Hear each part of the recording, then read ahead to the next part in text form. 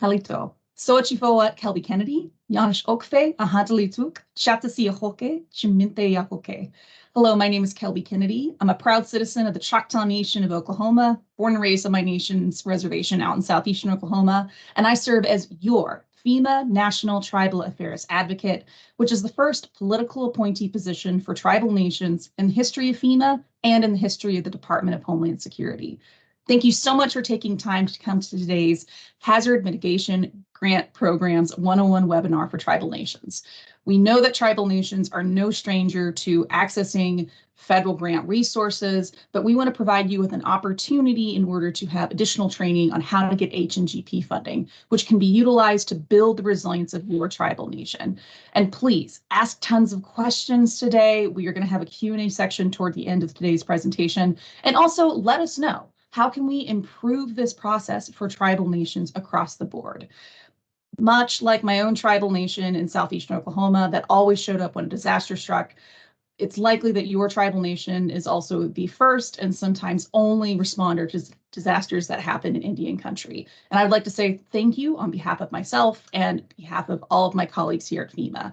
Thank you for all that you do to not only keep your own tribal citizens safe, but to keep all of your neighbors safe. And please, again, ask us tons of questions. We want to make sure that you have access to these dollars and the programs that they can support within your tribal nation so you can keep doing the great work of saving lives before, during, and after disasters.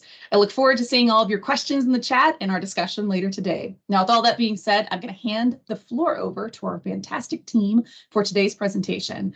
Yakoke, thank you so much. Welcome to the Hazard Mitigation Grant Program 101 for Tribes presentation. My name is Kathy Bakuber and I am a Regional Tribal Liaison with FEMA Region 8, and I am going to start us off. Today we are going to give an overview of FEMA's Hazard Mitigation Grant Program, otherwise known as the HMGP. We are also going to provide an overview of our related programs, HMGP Post-Fire. We will explore how tribal nations can apply for these programs, and we will share what projects are eligible and unique ways to use these programs to build resilience. And we will also share what resources are available to support tribes as they apply for these programs. First, let's talk about what is mitigation. Hazard mitigation is any sustainable action that reduces or eliminates long-term risk to people and property from future disasters. To put it more simply, mitigation is about taking steps to reduce the risk of natural disasters to your tribal nation. Mitigation projects can range from planning to public outreach to large infrastructure improvements. Now we will share just a few examples of how tribal nations are using HMGP funding to reduce their risk and increase their resiliency. Mitigation is about protecting lives, and many mitigation projects remove people from harm. Building a safe room, for example, can provide shelter during a tornado or a hurricane, and mitigation projects can also focus on warning people to take shelter or evacuate, such as events like a tornado or a tsunami. Mitigation projects can address community lifelines, such as for power or water utilities. As an example, the Menominee Indian Tribe of Wisconsin used HMGP funding to build a safe room. And this safe room provides emergency shelter for families during tornado events. The tribe also installed some generators to maintain power to critical facilities during power outages. One of the most fundamental steps to reduce a tribe's risk is to engage in mitigation planning. And a mitigation plan identifies a tribe's priorities for mitigation, and it drives project development. An improved mitigation plan is required for your tribe to be eligible for FEMA mitigation grants. Mitigation planning includes understanding the unique risk that your tribe faces. Through engaging the entire tribe, plans should focus on cultural values and priorities. For example, the Ute Mountain Ute Tribe used HMGP funding to update their tribal hazard mitigation plan, and through those planning efforts, they are working together to reduce vulnerability to natural hazards. BRICs aim to address flooding, which is the most common hazard. As an example, the Santa Clara Pueblo used HMGP funding to reduce their flood risk. Santa Clara Pueblo utilized natural materials, such as the logs shown here. These stabilized the stream bank and reduced future flooding while maintaining the natural stream function. In extreme situations, a tribal nation may need to consider relocation due to a substantial risk, and tribal nations may consider relocation if the hazard risk is too great to address with any other mitigation activities. As an example, FEMA and other federal agencies supported the relocation of the Newtok village. This is an Alaska Native village. Newtok faced significant erosion and flooding hazards, with lives and homes at risk. The village moved and established the new Martivik village in a safer location. In this scenario, FEMA worked with the Newtok village to leverage the resources and secure funding, and the relocation consisted of acquiring at-risk homes and relocating residents to a safer area. With the growing risk of wildfires, many tribal nations are undertaking wildfire mitigation projects, and there are many eligible projects. For example, the Bishop Paiute tribe used HMGP funding for wildfire mitigation. The HMGP funding is supporting a hazardous fuels reduction crew, and this crew is conducting fire risk assessments of individual homes and is educating the homeowners on their risk. The crew is also removing hazardous vegetation to create defensible space around homes. And now that we have a picture of what hazard mitigation can be, I'm going to pass this over to Rob Burton to talk to us about FEMA mitigation grant programs. Hello everyone, my name is Rob Burton and I am the Hazard Mitigation Grant Program Technical Section Chief for FEMA Region 10's Mitigation Division. And I'm going to take us through the next series of slides. The majority of those we're going to be diving into the Hazard Mitigation Grant Program in a little bit more detail. But first up, I just want to, on the next slide, go over some of FEMA's mitigation grant programs now that we've seen what mitigation can do. FEMA offers 5 mitigation grant programs and 1 revolving loan program. Each program has its unique features and requirements. However, FEMA's portfolio of mitigation grant programs are designed to work together to help tribal nations be resilient to natural hazards. Starting on the left, we have our non-disaster grant programs, Building Resilient Infrastructure in Communities, otherwise known as BRIC, Flood Mitigation Assistance, sometimes known as FMA, and the Safeguarding Tomorrow Revolving Loan Fund. Non-disaster means the funds are available on an annual basis, and funds become available through a Notice of Funding Opportunity, or NOFO. Eligible federally recognized tribes can apply as either applicants or subapplicants for these programs. The Building Resilient Infrastructure in Communities, or BRIC program, features a tribal set-aside. Eligible tribes can submit mitigation projects to a separate pool of funding for tribal nations. BRIC also provides non-financial direct technical assistance. BRIC's technical assistance can help with mitigation planning, project scoping, and application development. The Flood Mitigation Assistance Program provides funding for projects that reduce damages to the National Flood Insurance Program. Tribes that participate in the NFIP can access funding to reduce flood risk through individual property mitigation or community flood risk reduction projects. FEMA's newest non-disaster program is also our most unique. The Safeguarding Tomorrow Revolving Loan Fund program differs from other mitigation programs in that the funding received for hazard mitigation comes in the form of loans, not grants. FEMA provides capitalization funding to establish a revolving loan fund for states and tribal nations that have received a direct major disaster declaration under the Stafford Act. These low-interest loans can fund hazard mitigation and resiliency projects, including offsetting non-federal match requirements for other grants. Loans are repaid back into the fund to support other mitigation projects. On the right, we have FEMA's post-disaster mitigation programs, including the Hazard Mitigation Grant Program, or HMGP, HMGP Post-Fire, and Public Assistance Mitigation. Funding for HMGP and Public Assistance Mitigation becomes available after a major federal disaster declaration. HMGP Post-Fire funding is available after a Fire Management Assistance Grant declaration. Public assistance mitigation focuses on mitigating damaged public facilities and infrastructure after a disaster, while HMGP and HMGP Post-Fire can address broader mitigation needs after a disaster. Federally recognized tribes are eligible to apply for all disaster programs as either applicants or subapplicants, although there are some limitations for HMGP Post-Fire. Today's discussion, though, is going to be focused on 2 of our post-disaster programs, HMGP and HMGP post-fire. HMGP is an all hazards program, while HMGP post-fire is an after wildfire program. Okay, let's focus on HMGP and how tribes can access this program. After a disaster event occurs, state, tribal, territorial, and local governments will assess the impacts and damage. If the tribal nation has identified damages, the tribal government can request a major disaster declaration from the president. The tribal government can either request a direct disaster declaration, or the tribe can request a joint disaster declaration with an impacted state. In the latter case, the tribal government is considered a co-recipient or recipient under a state's disaster declaration number. As part of the declaration process, the tribal government can request authorization of HMGP funding to reduce future losses.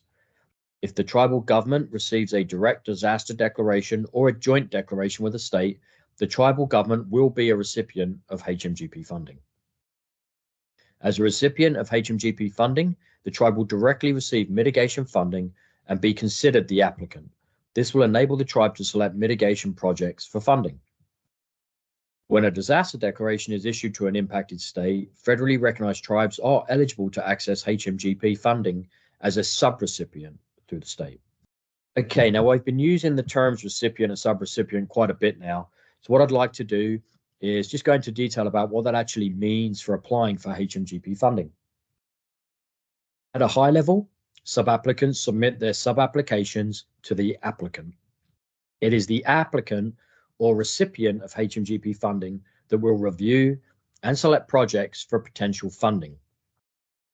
The applicant will then submit those projects to FEMA to determine eligibility. FEMA will review, and if they approve the projects, they award funds to the recipient, who will then oversee the grant management for their subrecipients. For HMGP and HMGP post-fire, FEMA does not select projects for funding. Instead, FEMA will approve all eligible projects selected by the applicant up to the available funding amount. All eligible sub-applicants interested in applying for HMGP funding should coordinate with their respective applicant to develop their application. When a tribe is a recipient or co-recipient for a disaster declaration, they are the applicant or recipient for HMGP funding. In this scenario, eligible sub-applications that can apply for HMGP funding through the tribe include tribal agencies and certain private non-profits. In the event that a state or territory is the recipient of HMGP funding, tribal governments, tribal agencies, and certain tribal private non-profits are eligible sub-applicants for funding through the state. When the tribe is a recipient of HMGP funding, they will receive a direct disaster declaration or a joint declaration with the state. They will also need to have signed a FEMA tribe agreement, have a tribal hazard mitigation plan, and work with FEMA to develop a HMGP administrative plan, which is a plan that outlines how the applicant intends to prioritize and solicit mitigation projects. The tribe will also have recipient grant management responsibilities. If a tribe does not have an approved mitigation plan at the time of a disaster, they have up to 30 days after a declaration to submit a mitigation plan for approval. A tribe may be a subrecipient for HMGP through a state, even if they did not experience disaster damages from the declared disaster. They do not have to meet many of the requirements of a recipient, although they still need to have an active tribal hazard mitigation plan and will have subrecipient grant management responsibilities. Okay, now let's talk a little about the HMGP grant lifecycle and the timeline from the recipient's perspective. After a disaster, the Presidential Declaration of a Major Disaster is what authorizes HMGP funding and initiates the grant cycle. The applicant has 12 months after the declaration date to solicit and prioritize sub-applications to submit to FEMA. There are optional extensions if more time is needed to develop sub-applications. At the start of the application period also starts the clock for the overall period of performance. The period of performance begins at the opening of the application period and ends 48 months after the close of the application period. All project work must occur within the period of performance. If more time is needed, the FEMA region involved can provide 2 12-month extensions. Once the period of performance ends, the recipient has 120 calendar days to submit all financial, progress, and other reports required by FEMA to close out the grant. For subrecipients, you will need to work with the recipient to understand their timeline for application submission. Discuss a little the different types of grants that can be funded through HMGP. There are 3 different HMGP funding categories, namely projects, planning, and management costs. Within projects, we have HMGP's Advanced Assistance, the 5% Initiative, and then regular projects. We're going to focus a little bit on explaining these different funding categories. The total amount of funding for each of these categories is dependent on the HMGP award amount. Mitigation funding levels are determined as a percentage of eligible disaster assistance costs. States, tribes, and territories with enhanced hazard mitigation plans receive up to 20% of eligible disaster assistance costs for hazard mitigation, while standard hazard mitigation plans receive 15%. Now let's look at advanced assistance, which is intended to help develop sub-applications. HMGP allows for up to 25% of HMGP funding, or $10 million, whichever is less, to be used for advanced assistance activities, which can include, but is not limited to, identification of mitigation strategies, project scoping, application development, development of a cost share strategy, and/or identification of potential funding sources, collection of supporting data for determining project cost effectiveness, and compliance with environmental and historic preservation laws and executive orders. Some mitigation projects clearly reduce harm from natural hazards. However, it can be difficult to quantify the benefits to show that project is cost effective.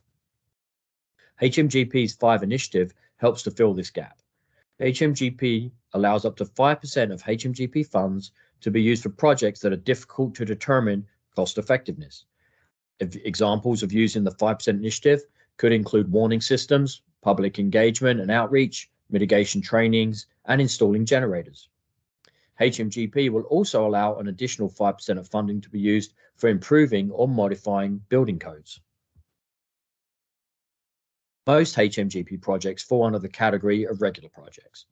As seen here, HMGP can fund a variety of mitigation activities to address natural hazard risks in your tribal nation. This slide provides an overview of some of our more common project types, but please refer to the Hazard Mitigation Assistance Program and Policy Guide for a more comprehensive discussion on eligible project types.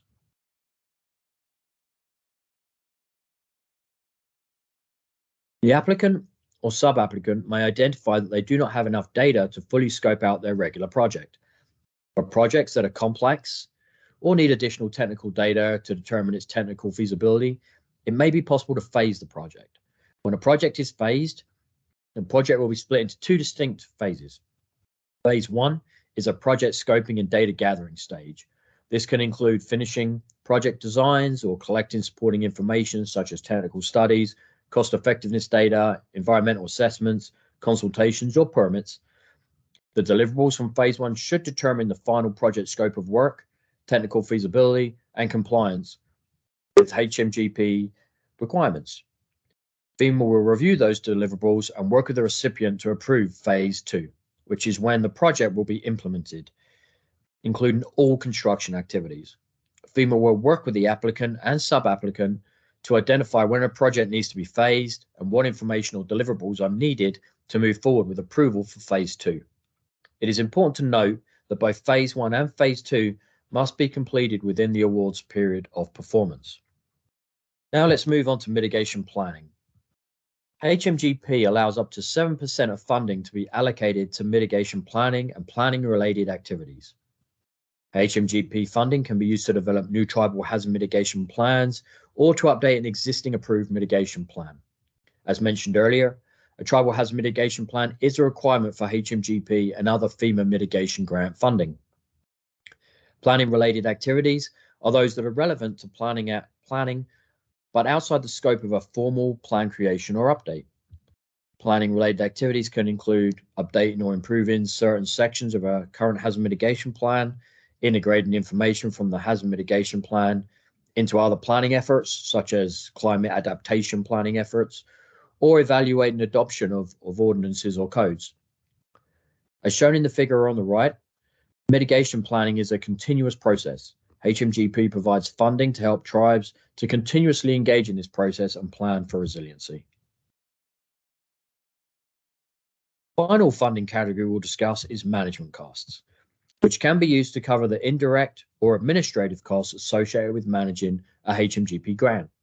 These are separate costs from project management and other project activities. Management costs are provided in addition to project funding. The recipient is eligible for up to 10% of project costs for administering the HMGP grant. Subrecipients are eligible for up to 5% of project costs for administering their grant. Management costs can be used for a variety of activities. For example, the recipient may want to use their 10% management costs on providing technical assistance and training or reviewing mitigation plans. On the other hand, a subrecipient may want to use their 5% management costs on developing a sub-application, completing their reporting and monitoring, or doing their closeout review. It is important to note that if a tribal government is acting as both a recipient and a subrecipient, the tribe is only eligible to receive recipient management costs.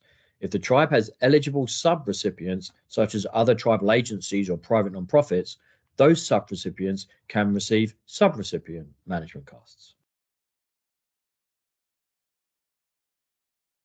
Now that we have given an overview of HMGP, let's discuss HMGP post-fire and the unique features of this program. HMGP post-fire is funding specifically set aside for jurisdictions that have experienced wildfires.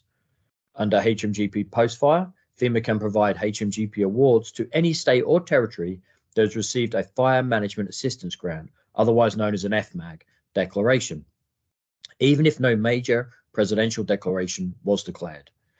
FEMA makes a predetermined amount of mitigation funding available for each FMAG declaration.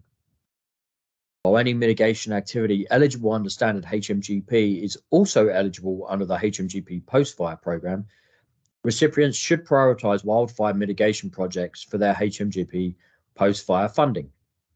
Eligible wildfire mitigation activities include creating a perimeter of defensible space around a building by removing hazardous fuels, using ignition-resistant construction techniques for new or existing structures, reducing hazardous fuels through vegetation management, or addressing post-fire flood risk through erosion control, slope failure prevention, and flood risk reduction measures. For additional information on eligible wildfire mitigation activities, please refer to the Hazard Mitigation Assistance Program and Policy Guide.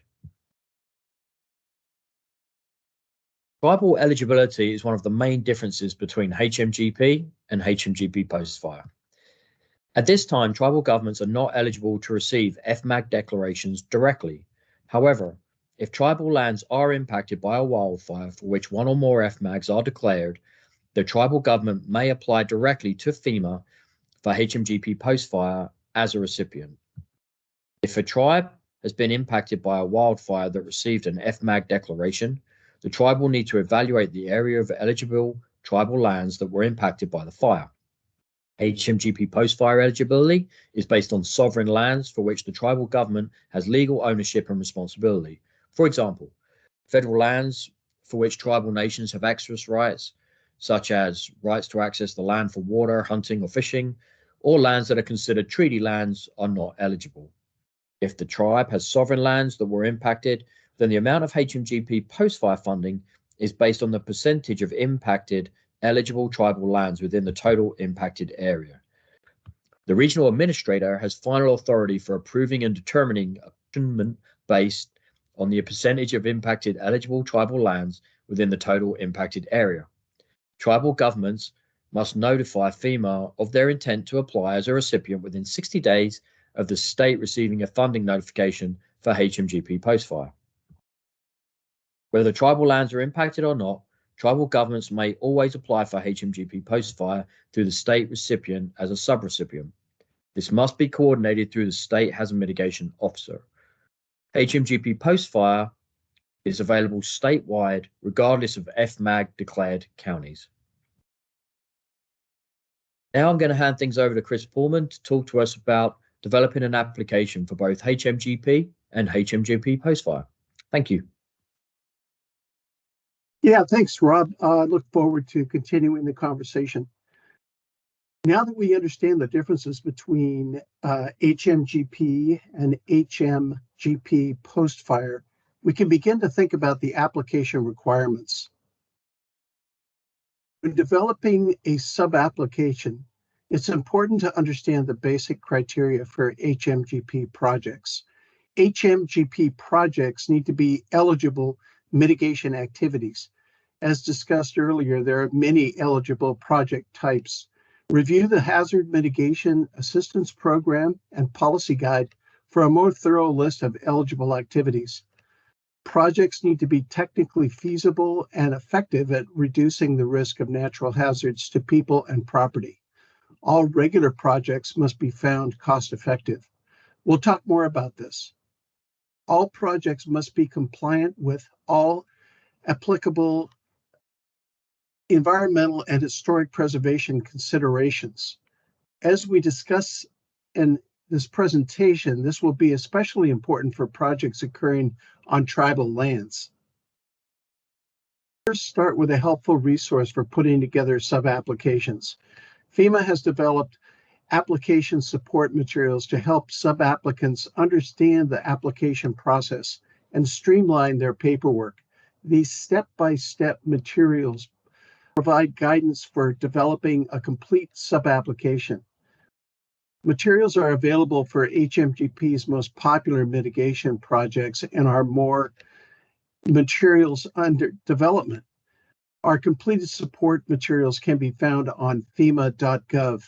For each project type, FEMA's application support materials provide an overview of the application requirements with supporting checklist, an example application template with instructions, and project-specific job aids. These job aids go into the specific considerations and requirements for demonstrating technical feasibility and compliance with applicable environmental and historic preservation considerations. Next, we'll be discussing the minimum requirements for HMGP application. Application components typically include the scope of work, schedule, cost estimate, identification of non-federal cost share source, cost effectiveness, BCA, documentation needed for the environmental and historic preservation, EHP review, and additional forms and documentation as needed. Now we're going to give you a very general overview of the major components.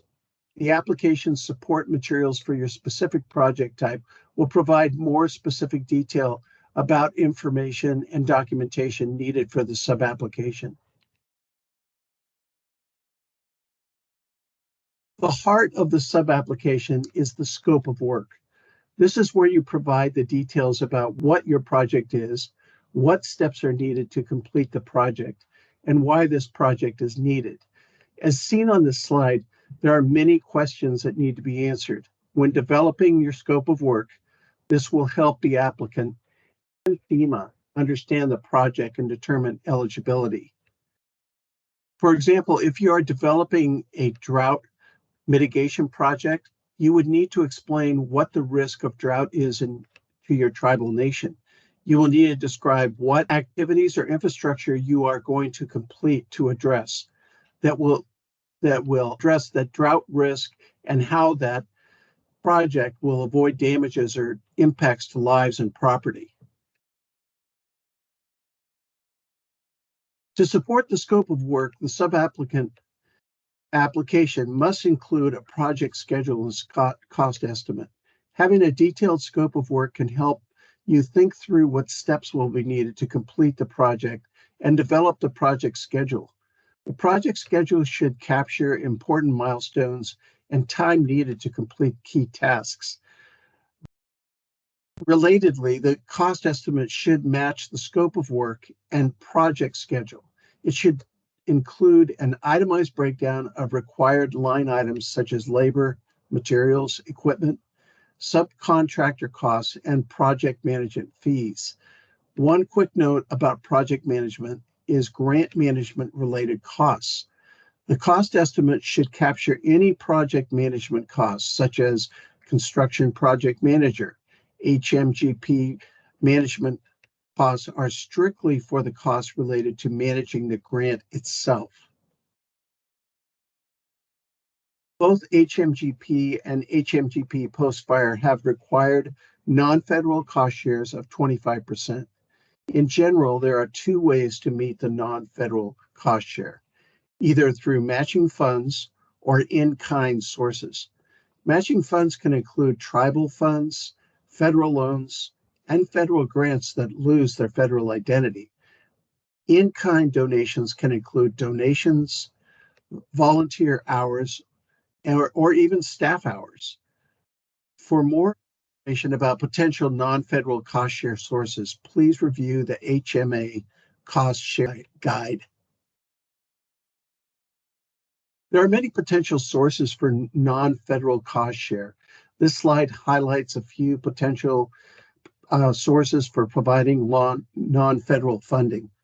Potential funding sources includes Federal Safeguarding Tomorrow Revolving Loan Fund, U.S. Department of Housing and Urban Development's Community Development Block Grant, U.S. Small Business Administration Disaster Loans, U.S. Department of Agriculture Rural Development Loans, U.S.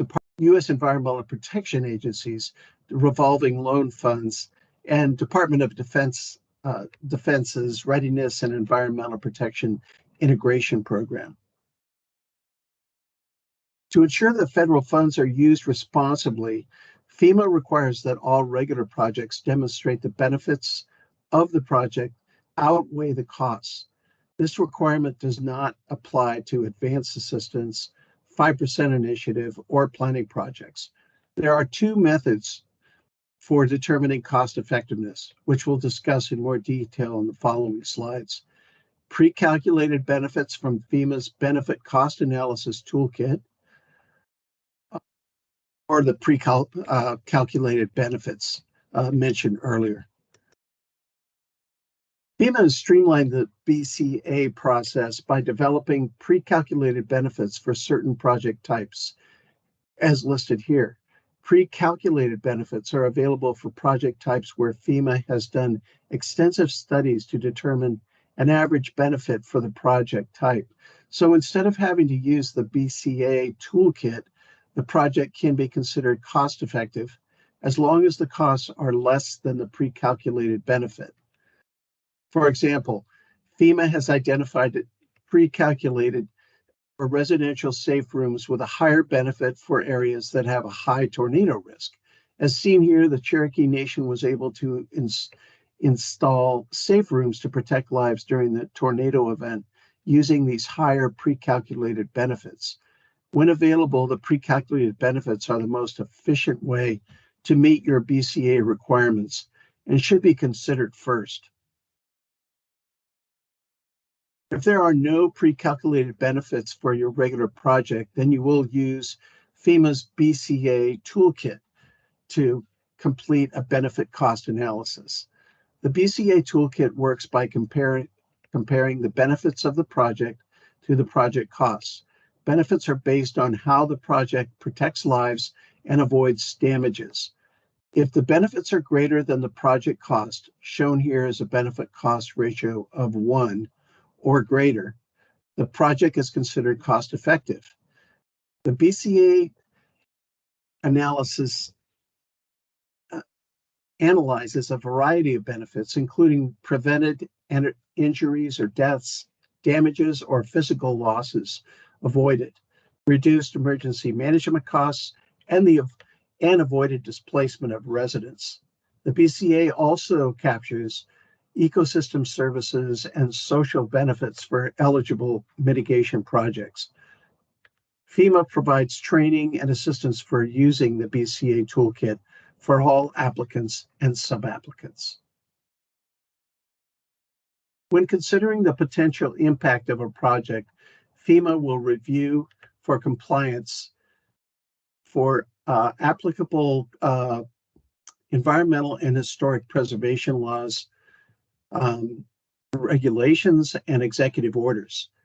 The EHP review will focus on limiting the impact of mitigation activities to environmental, historic, and cultural resources. Tribes should consult with their tribal historic preservation officer to ensure all requirements are being considered. If your tribe does not have a tribal historic preservation officer, you should consult with one of your tribe's relevant cultural and natural resources departments.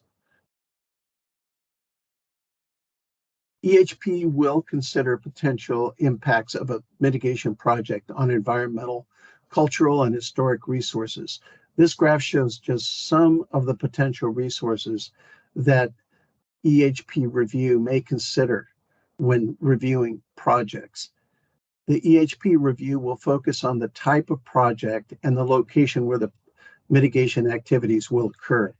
For example, an EHP review may look to see if a project occurring on tribal lands will impact will consider whether there are endangered species, water bodies, and other sensitive resources on or near the project site. Because EHP reviews are so important but comprehensive, FEMA has developed a checklist to help us understand all of the requirements, as shown here on the right. The checklist helps the subapplicant go through the requirements for applicable federal laws and regulations to help identify which may apply to the project. For example, National Historic Preservation Act will ask how old the property is, because older properties are more likely to be historic. Answering yes means the regulation may apply to the project, and there may be additional steps needed to avoid impacting cultural or historical resources. We've reviewed the steps for what is needed for a project and sub-application. Now let's go over the implementation process, or what happens after submitting the application and when funding is approved. This includes project selection, approval, implementation, and closeout. Let's look at the steps involved with the selection and approval process. As mentioned earlier, it is the applicant that subapplicant solicits applications to FEMA for eligibility determination. FEMA will then review and evaluate the sub-application to make sure the projects are eligible, cost-effective, feasible, and compliant with environmental and historic preservation considerations. If the project is found to be eligible, then FEMA will approve the project and obligate funding. After FEMA approves the project, the responsibility falls to the recipient and subrecipient to implement the project scope of work. During project implementation, the recipient and subrecipient will ensure that the project adheres to approved scope of work, schedule, and budget. The recipient and subrecipient will provide quarterly progress reports to FEMA to demonstrate that the project is on track and share any challenges or issues that arise. Finally, when the project is complete, it will be time to close out the grant. The subrecipient has 90 days after work is completed on a project to submit the project to us for closeout. The closeout process starts with the subrecipient. They should make sure the project activities are complete and compliant with all requirements. They then submit the final reports and expenses to the recipient. The recipient verifies that the work is complete through a site inspection and reviews project documentation to confirm all conditions have been met and expenses are eligible. When the recipient has completed its review, they will submit the closeout document to FEMA. FEMA then reviews the closeout materials, works with the recipient to resolve any issues, and approves the project closeout through the issuance of a closeout letter. To wrap up this presentation, I'm going to hand things over to Kathy to discuss some of the resources we have available for tribal nations. FEMA is aware that this information and the amount of work can be overwhelming, and we want to make sure to provide as much support as possible to our tribal nations navigating the grant process. To help with this, we will now discuss available resources and support. Your first resource and point of contact is your tribal liaison. They serve as representatives between tribal nations and FEMA. They enhance the communication and collaboration and work to build capacity. Tribal liaisons assist tribal nations during each phase of the disaster process, and they connect tribal nations with subject matter experts. There are tribal nations located in each of the 10 FEMA regions, and your regional tribal liaison can help you navigate the FEMA funding programs. Working closely with our regional tribal liaisons are tribal FEMA integration team members, also known as tribal FIT members. These tribal FIT members are assigned to tribal nations to provide the technical assistance and coordination for planning things such as EHP reviews, trainings, and grant management. FEMA is continuing to hire more tribal FIT staff to expand the level of support available to the tribal nations. From technical assistance to trainings to subject matter experts and guidance, FEMA has many resources available to help tribal nations with mitigation planning and project development. A list of just some of these resources will be provided to you. If you need assistance, we recommend starting with your tribal liaison or your tribal FIT member because they can help bring in support from your FEMA region and FEMA headquarters. Now let's briefly recap what we have covered today and transition into the questions and answer session for today's webinar. What we hope you will take away today is that FEMA has a portfolio of mitigation grant programs to help tribes reduce their risk from natural disasters and help tribes to be more resilient. Tribal nations are eligible to apply for HMGP and HMGP post-fire funds as applicants or subapplicants. As the applicant, tribal nations can set their own mitigation priorities for funding projects and work with tribal agencies and private nonprofits to implement mitigation actions. As a subapplicant, tribal nations would work with the state to develop their project, but they do not have to be directly affected by the disaster event to request funding. Today we provided an overview of the different funding categories that HMGP provides. This includes advance assistance, which can be used, for example, to fund project scoping and cost share strategies. The 5% initiative that allows for warning systems, public outreach, and training activities, and also planning grants for developing the tribal hazard mitigation plan. FEMA has numerous resources available to help tribal applicants and subapplicants apply for these programs. This includes application support materials that provide step-by-step guidance on application development. As you consider applying for HMGP, consult with your FEMA regional tribal liaison and your tribal FIT member to get technical assistance and support. Thank you all so much for your time and attention today. We are now going to transition to the questions and answers part of the webinar. Please write your questions in the Q&A box to share your questions with our panelists. Yakonko, thank you. Okay, thank you so much, Kathy, and thank you so much to all of our fantastic presenters for the webinar today. The HMGP process is pretty complicated, but you guys did a really fantastic job walking folks through the complications. And right now we want to make sure that we're hearing from you in the audience. So please utilize that Q&A box, utilize the chat box, send us live questions. We have everybody here from our team ready to answer. Like I said, I know that they did a great, thorough job, but there's always more questions to be answered. One of the questions that I'm going to actually pull from are a few pre-selected questions that we have, but please add more questions to the box. But I'm going to, in particular, start with a couple of questions that we have prepared as you're getting ready to submit your own questions. In terms of anticipated timelines, we do have a question that says, what is the anticipated timeline for completion regarding an update to the 2017 Tribal Disaster Declaration Guidance? As I said at the beginning of this webinar, my name is Kelby Kennedy. I'm a citizen of the Choctaw Nation of Oklahoma. And one of the ways that you access HMGP grant funding is actually after you have a disaster. And for many tribal nations, they want to access a disaster declaration directly. And back in 2013, the Congress amended what's known as the Stafford Act to allow tribal nations to have direct access to their own direct disaster declarations where they don't have to go through the state.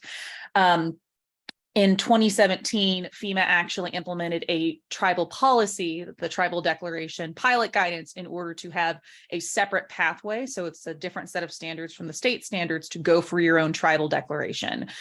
Since the beginning of 2023, the FEMA administrator has directed all of FEMA to actually go forward and engage in government-to-government consultation on updating that disaster declaration process. And I am proud to say that we've done 8 tribal consultations and tribal listening sessions to date. We will actually be having our 9th and final tribal consultation on the Tribal Disaster Declaration Guidance next week at the National Congress of American Indians annual convention in New Orleans at 3:15 p.m. in room 245.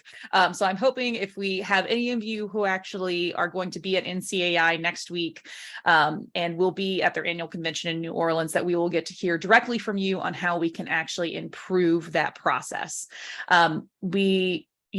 We want to make sure that we are living by the standard, nothing about us without us. And so in order to do that, we have to hear from all corners of Indian country to make sure that we're living up to that treaty and trust responsibility and improving our policies. And so I wanted to answer that sidebar question first, because it's kind of, for some tribal nations, the first step for them to be able to actually access HMGP dollars. So with all that being said, let me look and see if there are any questions that have been dropped in the chat.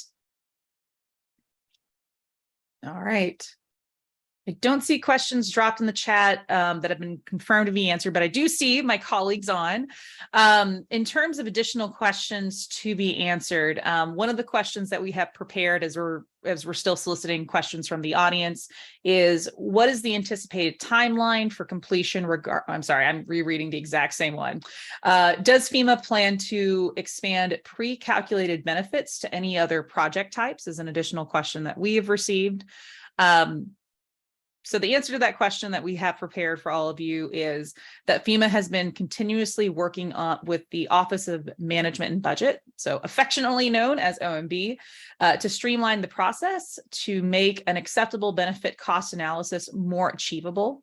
This includes efforts to expand our pre-calculated benefits and other initiatives to reduce burdens of conducting benefit cost analysis. And of course, this is an ongoing effort, and we hope that there's more updates over the next fiscal year.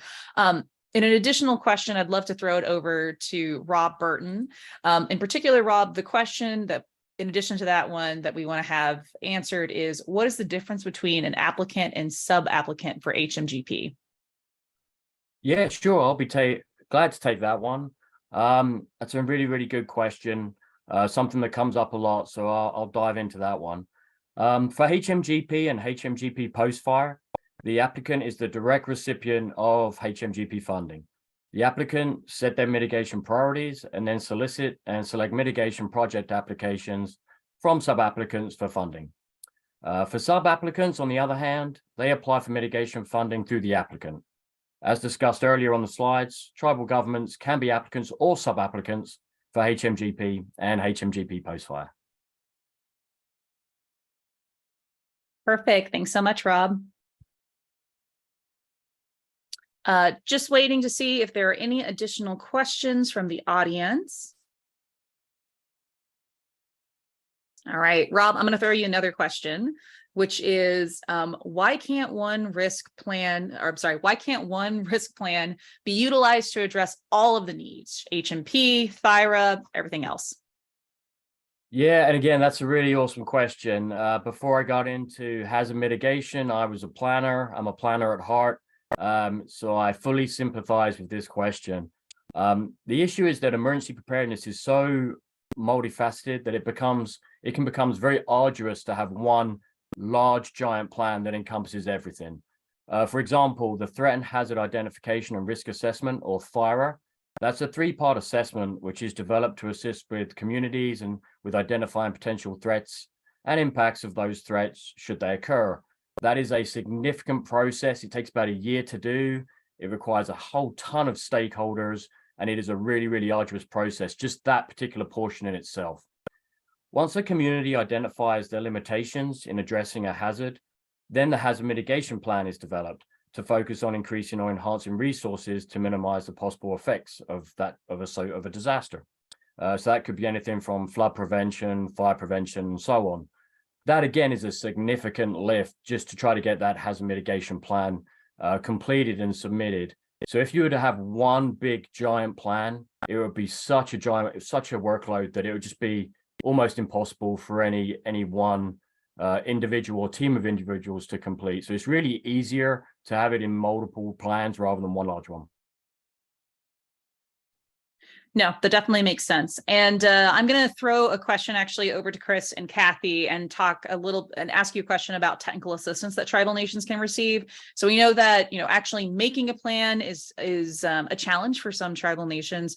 As two folks who serve as the regional tribal liaisons for your regions are developing plans, something that FEMA can help in terms of technical assistance. And I see nodding Chris and Kathy, but if you want to speak to that as well.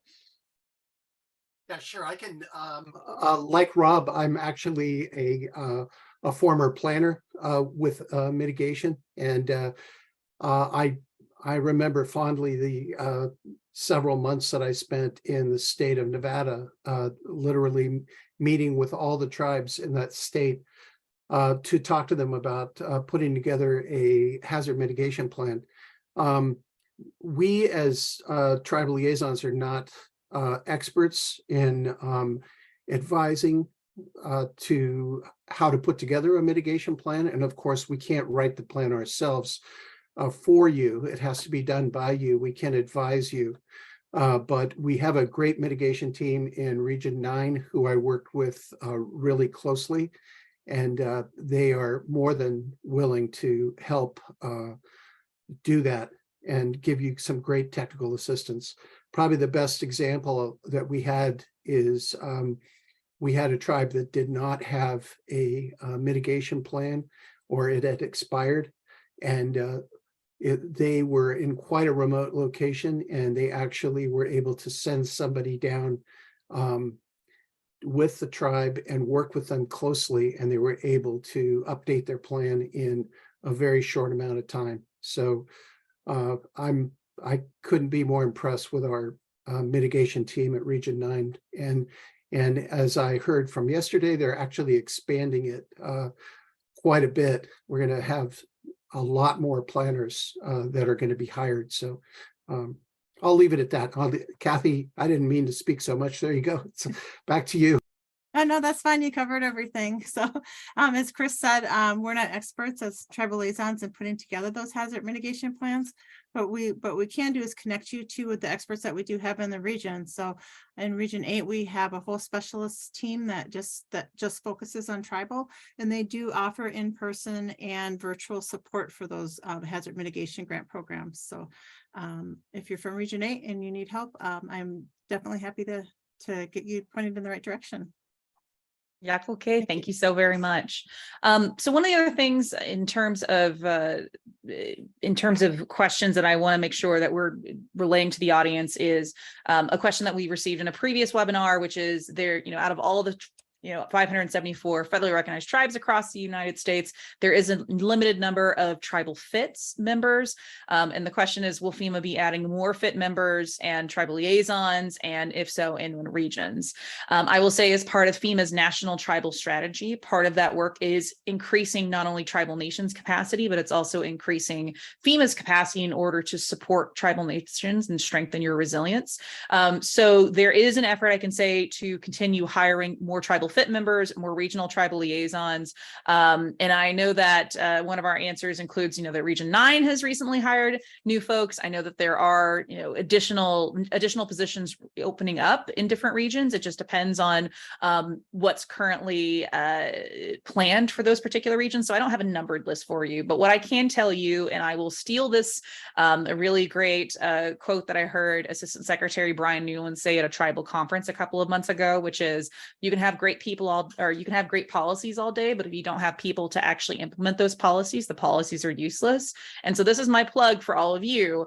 If you have folks who are from your tribal nation or live in Indian country and you don't have jobs for them at your nation, please have them consider working for FEMA, right? The more that we get folks from Indian country, not to just work in tribal affairs, but that can work in mitigation, that can work in planning, that can work across the FEMA enterprise, the better agency that we can be to support tribal nations across the board. So just wanted to flag the question that we got about where are we getting more positions, because we are. I just don't have a list in front of me, but also, let you know that we want to make sure that we're hiring from Indian country as well. So one of the questions that we did get in the live chat, and please continue to put your questions in the Q&A for those of you that are participating in today's webinar. The question is, for the non-federal cost share, what other resources are available / eligible to use other than cash? So the answers that we have for that particular question are: meeting the non-federal cost share is a common concern for tribal nations and subapplicants. The non-federal cost share can be met with matching funds from eligible federal loans and federal grants that lose their federal identity, right? So losing their federal identity is a pretty big item on there. The match can also be provided in kind, such as donations, donated resources, and volunteer hours. And some examples of federal loans that lose their federal identity include the U.S. Small Business Administration's disaster loans, U.S. Environmental Protection Agency's Clean Water Revolving Loan, the U.S. Department of Agriculture's Rural Development Loan, FEMA's new Safeguarding Tomorrow Revolving Loan Fund. I will also flag as well that it might be worth looking into whether or not ISDEA or Indian Self-Determination Education Assistance Act funds, because within ISDEA it specifically says that those funds lose their federal character. So I would flag that as not an official answer, but as something that tribes should definitely look into. Some common federal grants that lose their federal identity include Department of Housing and Urban Development, Community Development Assistant Block Grants, the Department of Defense's Readiness Environmental Protection Integration Programs. And in fact, many tribal nations will track the time that tribal leadership and your tribal staff spend on project management and monitoring those hours to contribute to their match. Now, there are many examples of in-kind matches from FEMA mitigation grants, donations from partner projects, local businesses, private nonprofits that are also a way to meet the non-federal match, but some projects will get materials on time or donated. And for more information about that particular question about meeting the non-federal match, you can actually go to the 2016 Hazard Mitigation Assistance Cost Grant Share Guide. So that's a great guide to be able to utilize. And please, again, if we're going to see you next week at NCAI, please come to our tribal consultation on the declaration guidance. In addition to hearing your concerns on the declaration process, we also want to hear your concerns on FEMA's programs overall. And so if there's things that we can improve, we've heard from tribal nations again and again and again that non-federal cost shares are incredibly challenging. And for some nations it prohibits them from even being able to ask for that type of assistance. So do want to flag that, the concern is something that we've heard quite a bit, and we want to make sure, at least within this webinar, we're giving you all of the answers, as at the same time we're working through the national tribal strategy to update policies and procedures to better reflect the needs of Indian country. Taking a look at additional questions. So I know that we've gotten some additional questions within the chat. And we're working on getting a couple of answers to those. So thank you so much for submitting those questions. I do want to encourage you to continue to submit the questions. Another question that we had pre-prepared is a question in regards to why are tribal nations currently ineligible to request a fire management assistant grant, or FMAG, directly. So currently at this time, the FMAG or fire management assistant grant does not allow tribal nations to directly request a disaster declarations. FEMA's Office of Response and Recovery are evaluating their authorities and the program overall to determine if tribal nations can be eligible to request FMAGs directly in the future. And I can say that that question has come up and recommendation has come up quite a bit at the consultations that we've had over the last year on the tribal declaration policy. Is tribal nations telling FEMA that they want to be able to request not just their own disaster, major disaster, or emergency declaration, but they also want us to have the ability to request, to be able to request their own FMAG as well. And I think that's a valid question for them to ask. And I can confirm as the tribal advocate that question is being considered, like I said, by ORR and our leadership internally to see what what authorities and what abilities do we have to be able to respond to tribal nations. All right. I am going to check in and ask this question of all three of our speakers. So Rob, Chris, and Kathy. So the question that I have is, how do we get in contact with our regional tribal liaisons? I'm a tribal nation in Alaska, and also is funding available currently to contract our mitigation plan. So I'm going to turn the first question over to Chris and Kathy about getting in contact with your regional tribal liaisons and your tribal fits, and then I will turn to Rob for the question about currently contracting out mitigation plans. So Chris and Kathy, you're up. Go ahead, Kathy. Okay, so I'm going to share that we have a listing on our FEMA.gov site that has the listing of all of the tribal liaisons by region. So that's the easiest way to get your resource. But Chris is from Region 9, so I believe he can answer that specific question.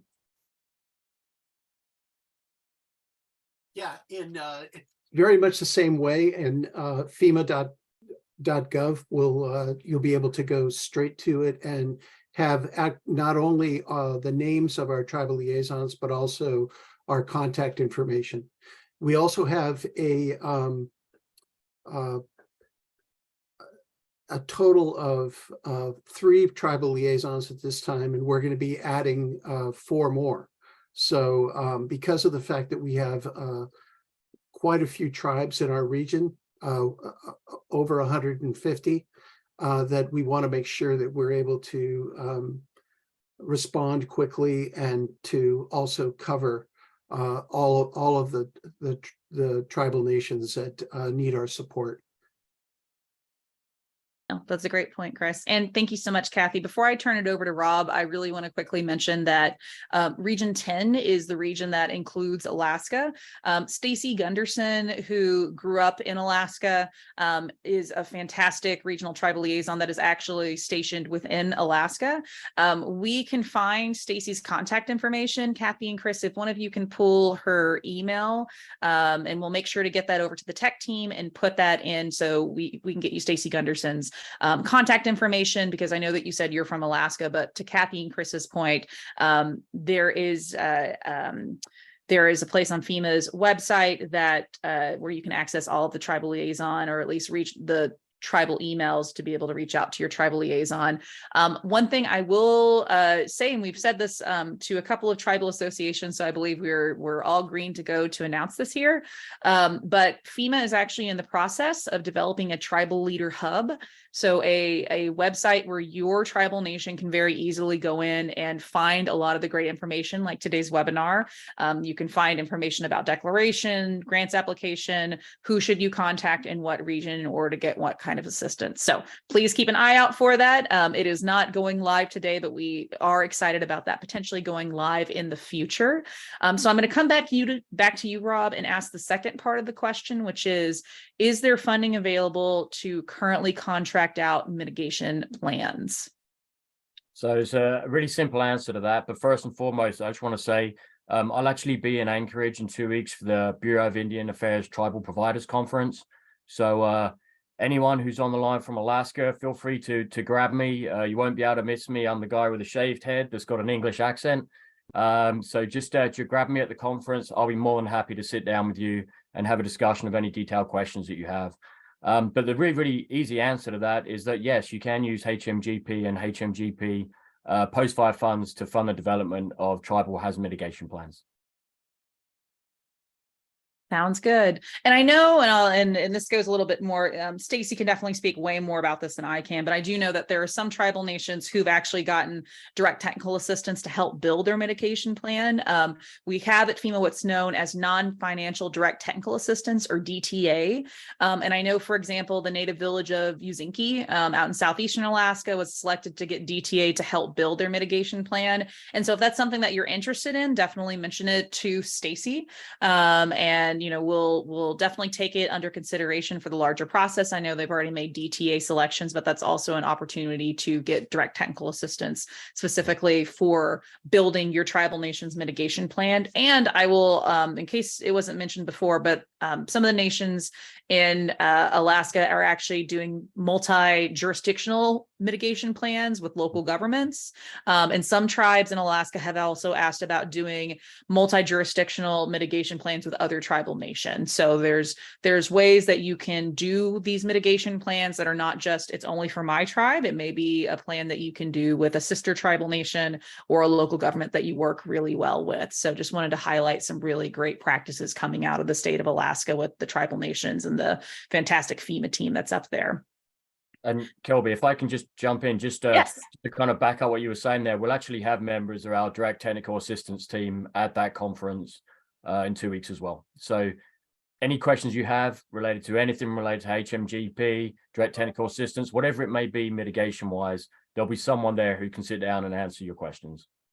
Thank you so much, Rob. I am also hoping to make it to that conference, but crossing my fingers and trying to get ducks in a row down here in the lower 48 in Washington, D.C. in order to be able to get up there. But I do know that you are all going to have a wonderful, wonderful conference at the BIA Providers Conference. And I'm so glad that FEMA folks will be able to make it out there to engage directly with tribal nations and answer a lot of your questions. So I'm going to also make another round of calls, seeing if anybody else in the audience has additional questions. If not, I'm going to pull actually from our list of pre-prepared questions. And actually, I'm going to ask this of all three of our wonderful speakers. And between the three of you, you can decide who would like to answer this one. But how are projects for HMGP actually selected? And I have the secret answer, but I'm going to defer to Rob on that one. Sure, I can take that one. That's fine. No worries. Sub-applicants submit their project applications to the applicant, and then we refer to that, some of the challenges with understanding who's an applicant, who's a sub-applicant, and all that was in the slides that are going to be provided to you if you need more detail on that. But when the sub-applications are submitted to the applicant, they will then review them projects for funding. Those selected projects are then submitted to FEMA to review to confirm their eligible, technical feasibility, cost effectiveness, and compliance with all applicable environmental and historic preservation considerations. But essentially, it's going to be very much the sub-applicant and the applicant working together to make sure that whatever application the sub-applicant is developing, the applicant supports it, goes along with it, and then can submit it up to FEMA for all of the review. Perfect. Thanks so much, Rob. If I could just add something Yes. to that, if you don't mind. One of the things that I just came from a large conference where I was able to meet with several tribal leaders, and what I really always gave them the idea of that when you're putting together a grant application, just tell a story. Make sure that you tell the story of what you're doing. There's several times when a tribe did not get a grant, and then when I talked to them later, they said, well, this is, we needed this money to protect the elders' housing. And I said, well, did you put that in the grant? And they said, unfortunately, we didn't. And I said, well, it's what it is when they're, think of it as we all know, tribal folks are great at telling stories, and to be able to put that into the grant application and really explain what the funds are going to be used for really can make a difference. So I just wanted to put that out there. So yeah, that's such a good point, Chris. And I think the stories across Indian country are compelling because tribal nations want to make sure, it's not just tribal citizens that tribal nations want to protect. They want to protect everybody in the community, and they do protect everybody in the community. And so the more that we can do on the FEMA side to help strengthen tribal resilience, to help strengthen tribal nations, the safer everybody in the community is wherever tribal nations are located. And so telling that story and making sure that we on the FEMA side are hearing that story, but also hearing where the challenges are and how we can improve our processes for tribal nations is so central to all of our work. I wanted to make one other call and just ask if there are any additional questions that folks would like to submit in the chat.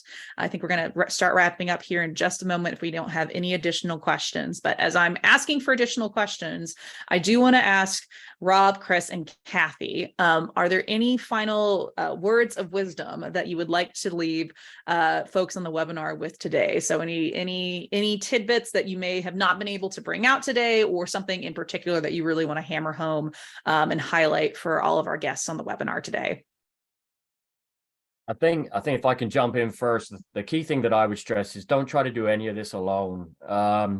We at FEMA, and I can in a former life I was a hazard mitigation officer for the state of South Carolina, and I fully understand how difficult it can be to not only go through this whole process, but when we're all wearing a billion different hats because we have different roles and responsibilities, finding the time and understanding all the nuances that go into submitting project applications can be so challenging.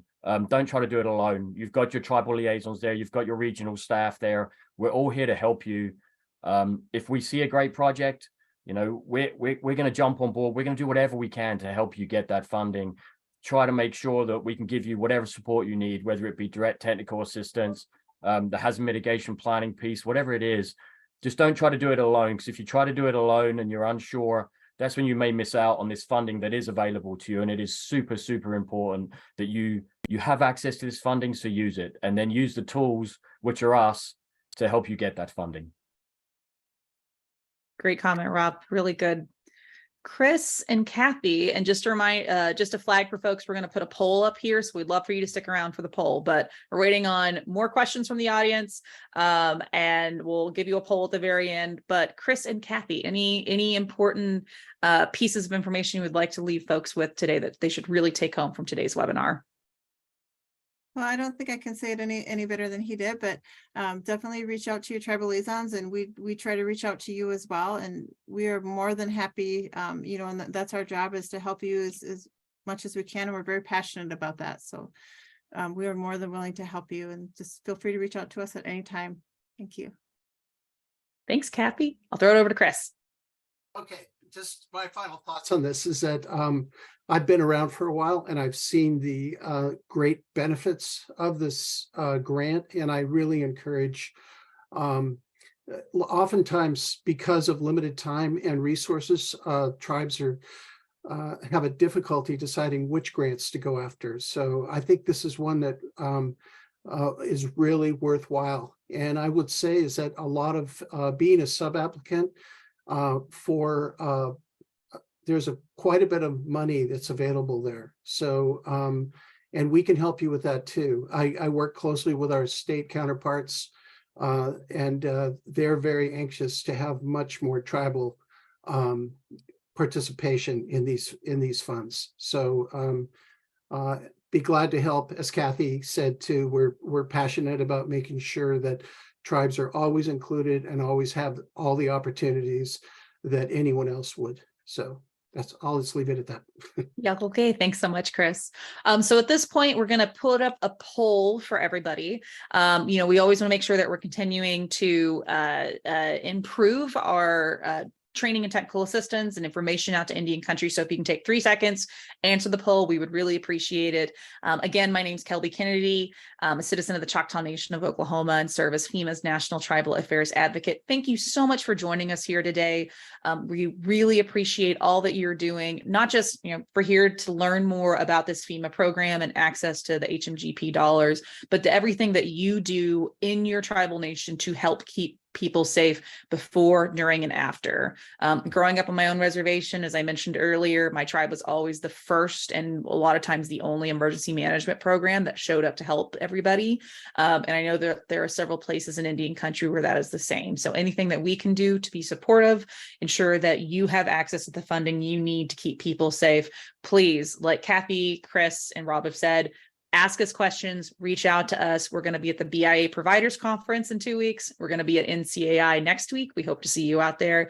But even if we don't get to see you in person, we look forward to hearing from you in other avenues. So you can go ahead and answer the poll. And once you have answered the poll, we will begin to close everything down. Yak okay. Thank you so much, everybody.